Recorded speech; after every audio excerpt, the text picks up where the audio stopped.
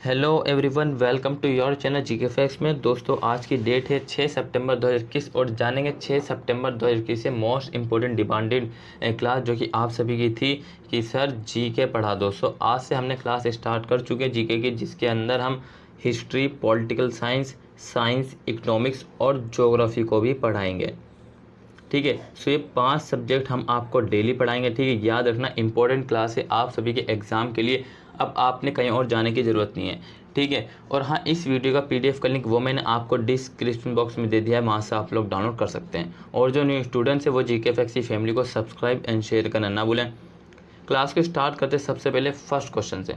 क्या है हमारा फर्स्ट क्वेश्चन है आज का, और इस वीडियो में हम जो है सिर्फ 10 क्वेश्चन डिस्कस करने के लिए वाले हैं, जो कि 10 क्वेश्चन सिर्फ मेरी ओर से, लेकिन जो उसके क्वेश्चन के अंदर मतलब जो ऑप्शन आएंगे उसकी फिर हम डिटेल चेक करेंगे कि क्या थी। उसके अंदर कम से कम आपको एक क्वेश्चन में 5 क्वेश्चन बन चुके होंगे, आपके 5 क्वेश्चन बना लोगे आप। सो क्लास को स्टार्ट करते हैं। पहला क्वेश्चन है हमारा, देखिए क्या है। निम्नलिखित में से कौन सा कथन भारत छोड़ो आंदोलन के बारे में। सो फटाफट से पेन कॉपी निकाल लीजिए और ऑप्शन को देख लीजिए, और आप सभी कॉपी पेन भी लेके बैठिए कि कितने आपके डेली के सही जाते हैं, कितने नहीं जाते हैं। पहला है पॉइंट, इस आंदोलन का कोई नेता नहीं था, इस आंदोलन की बागडोर आम जनता के हाथ में थी। ठीक है, पहला पॉइंट ये है। अभी डिस्कस करेंगे क्या सही है क्या नहीं।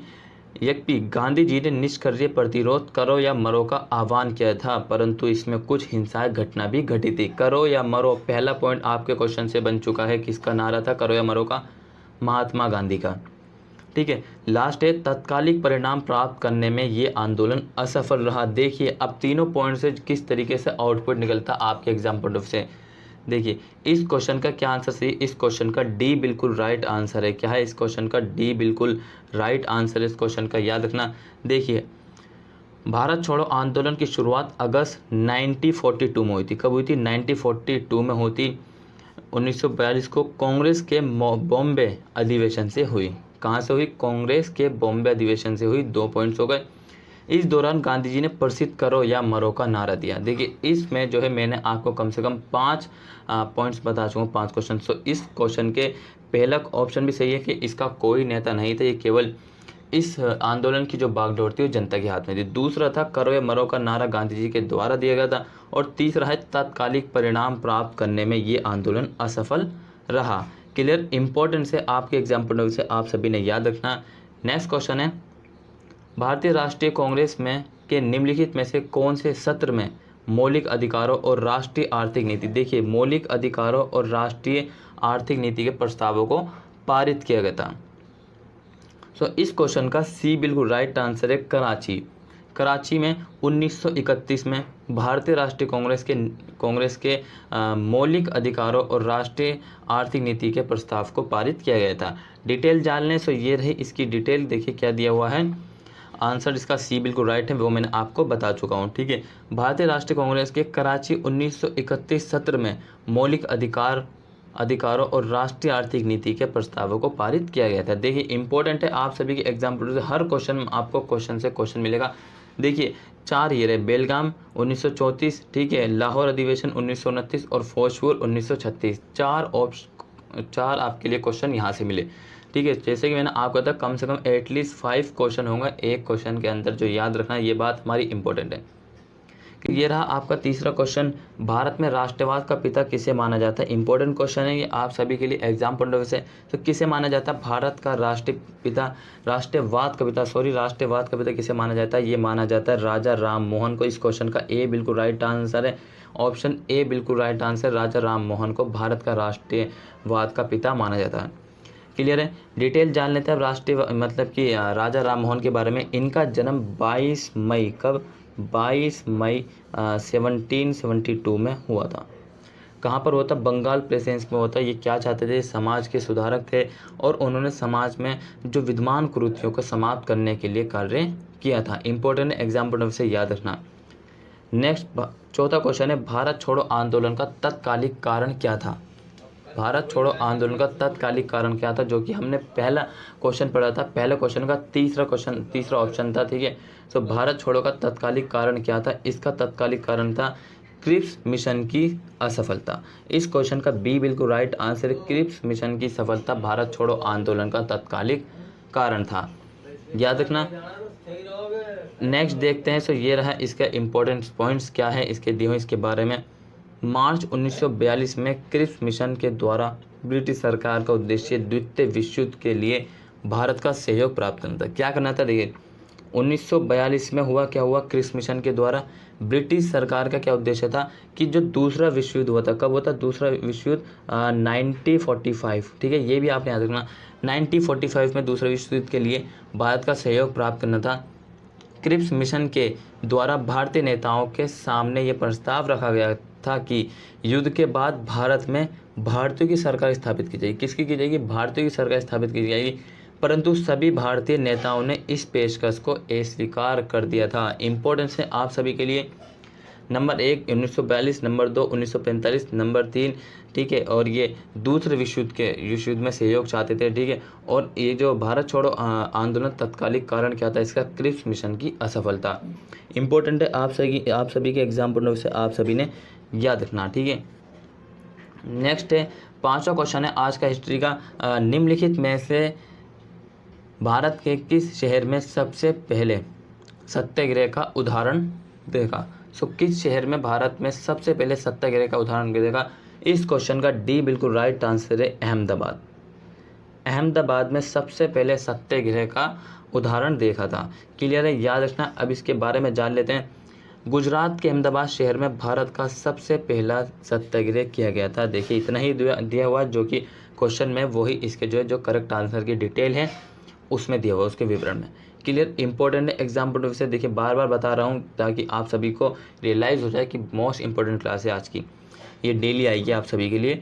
महात्मा गांधी के अनुसार नेक्स्ट है, महात्मा गांधी के अनुसार उनके जीवन में त्वरित एवं व्यवहारिक परिवर्तन किस पुस्तक को पढ़ने से आया। देखिए महात्मा गांधी के अनुसार उन्होंने ऐसी कौन सी पुस्तक पढ़ी जिसके कि उनकी त्वरित एवं व्यवहारिक परिवर्तन आया। सो पुस्तक का नाम क्या है, पुस्तक का नाम है अनटू दिस लास्ट। डी बिल्कुल इसका राइट आंसर है, अनटू दिस लास्ट। एक पूंजीवादी इसके बारे में लिखा हुआ है, इस पुस्तक के बारे में, पूंजीवादियों के बारे में अभी देख लेते हैं।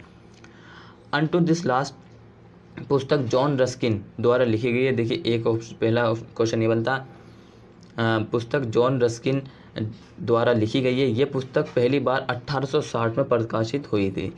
इस पुस्तक में पूंजीवाद की कड़ी आलोचना की गई। देखिए मैंने आपको बताया था इस पुस्तक से महात्मा गांधी काफ़ी प्रेरित हुए और उन्होंने एक फार्म इंडियन ओपिनियन एक फार्म इंडियन ओपिनियन नाम से अपना अखबार शुरू किया। देखिए महात्मा गांधी ने किस नाम से अपना अखबार शुरू किया, इंडियन ओपिनियन के नाम से एक अखबार शुरू किया। वहाँ सभी लोगों को बिना किसी भेदभाव के एक समान वेतन दिया जाता था, ठीक है।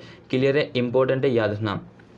नेक्स्ट 7 क्वेश्चन आज का क्वेश्चन नंबर 7 है, भारत में सबसे पहले छपाई की मशीन किसने लाई। भारत में सबसे पहले छपाई की मशीन किसने लाई। सो इस क्वेश्चन का ए बिल्कुल राइट आंसर है, पुर्तगालियों ने भारत में सबसे पहले छपाई की मशीन लाई थी। इंपॉर्टेंट क्वेश्चन है आप सभी के लिए और ये रही इसकी डिटेल। मैंने आपको बताया इस क्वेश्चन का ए बिल्कुल राइट आंसर, पुर्तगालियों ने। भारत में छपाई कला की शुरुआत गोवा से हुई। कहाँ से हुई, पुर्तगाली, ठीक है। सो इसको इससे कनेक्ट करना। भारत में सबसे पहले जो कला शुरुआत हुई छपाई की गोवा से हुई। कब से हुई, 30 अप्रैल 1556। क्या 30 अप्रैल 1556 से हुई के एक पत्र के में पुर्तगालियों से आने वाले छपाई मिशन का विवरण दिया हुआ। एक पत्र में जो है जो पुर्तगालियों से आने वाले छपाई का मशीन का विवरण दिया गया था। इंपॉर्टेंट है, याद रखना। नेक्स्ट क्वेश्चन नंबर 8, 1854 के वुड्स डिस्पैच का संबंध निम्नलिखित में से किससे है। 1854 के वुड्स डिस्पैच का संबंध निम्नलिखित में से किससे है। ये है भारत में विश्वविद्यालय की स्थापना से। सो इस क्वेश्चन का ए बिल्कुल राइट आंसर है। क्लियर, डिटेल देख लेते हैं। सो 1854 के वुड्स प्रेक्षण का उद्देश्य भारत में अंग्रेजी शिक्षा का प्रसार करना था। इस उद्देश्य के लिए कलकत्ता, बॉम्बे और मद्रास में विश्वविद्यालय खोलने की सिफारिश की गई थी और प्रत्येक प्रांत में शिक्षा विभाग स्थापित करने की सिफारिश भी की गई थी। इंपॉर्टेंट क्वेश्चन है, याद रखना। ऑप्शन नंबर ए, भारत में विश्वविद्यालय की स्थापना जो 1854 के वुड्स डिस्पेच का संबंध है। वुड्स डिस्पेच का संबंध भारत में विश्वविद्यालय की स्थापना से है। ठीक है, क्लियर, याद रखना। Next question, question number 9, Mahatma Gandhi को केवल एक कांग्रेस का अध्यक्ष चुना गया था। महात्मा गांधी को केवल एक कांग्रेस का अध्यक्ष चुना गया था। उन्हें किस अधिवेशन में कांग्रेस का अध्यक्ष चुना गया था? देखिए, पहला क्या पूछा इन्हें, महात्मा गांधी को केवल एक कांग्रेस का अध्यक्ष चुना गया था, उन्हें किस अधिवेशन में कांग्रेस का अध्यक्ष चुना गया था? तो इस क्वेश्चन का बेलगाम बिल्कुल राइट आंसर है, इसका मतलब बी ऑप्शन बिल्कुल करेक्ट है। तो बेलगाम अधिवेशन, जो कि अभी पहले क्वेश्चन में देखा होगा 1934 में होता है बेलगाम अधिवेशन। ठीक है, उन्हें इस अधिवेशन में कांग्रेस का अध्यक्ष चुना गया था। अब चलिए बात करते हैं, ये रहा कांग्रेस का 39वां अधिवेशन कर्नाटक में बेलगाम में 1924 में, सॉरी दोस्तों 1924 है। ठीक है, 1924 में को हुआ था। इस अधिवेशन में गांधी जी को पहली बार कांग्रेस का अध्यक्ष चुना गया था। कब चुना गया था? इस अधिवेशन में पहली बार गांधी जी को कांग्रेस का अध्यक्ष चुना हुआ था। देखिए, 39वां अधिवेशन कर्नाटक के बेलगाम में 1924 को हुआ था। ठीक है, इंपॉर्टेंट है, याद रखना। नेक्स्ट क्वेश्चन, आज का लास्ट क्वेश्चन है, आपके एग्जाम पॉइंट ऑफ व्यू से इंपॉर्टेंट है। प्रसिद्ध नाटक नील दर्पण का अंग्रेजी में अनुवाद किसने किया? प्रसिद्ध नाटक नील दर्पण का अंग्रेजी में अनुवाद किसने किया? इस क्वेश्चन का ए बिल्कुल राइट आंसर है, मधुसूदन ने। सो मधुसूदन ने जो है प्रसिद्ध नाटक नील दर्पण का अनुवाद अंग्रेजी में किया था। क्लियर, याद रखना। अब चलिए डिटेल जान लें। नील दर्पण एक बंगाली नाटक है जिसे दीनबंधु मित्र ने लिखा था। दीनबंधु मित्र ने लिखा था। ये नाटक 1860 में ढाका में प्रकाशित हुआ था। इस नाटक में नील की खेती करने वाले किसानों की दयनीय स्थिति की दर्शाया गया था। सो दोस्तों, इंपॉर्टेंट क्वेश्चन है आज के 10 क्वेश्चन जो मैंने आपको बताए हैं। और हाँ, कमेंट बॉक्स में कमेंट करके ज़रूर बताना कि आपको ऐसी क्लास कैसी लगी। अगर आपको क्लास डेली करानी है सो प्लीज़ कमेंट बॉक्स में कमेंट करके ज़रूर बताना।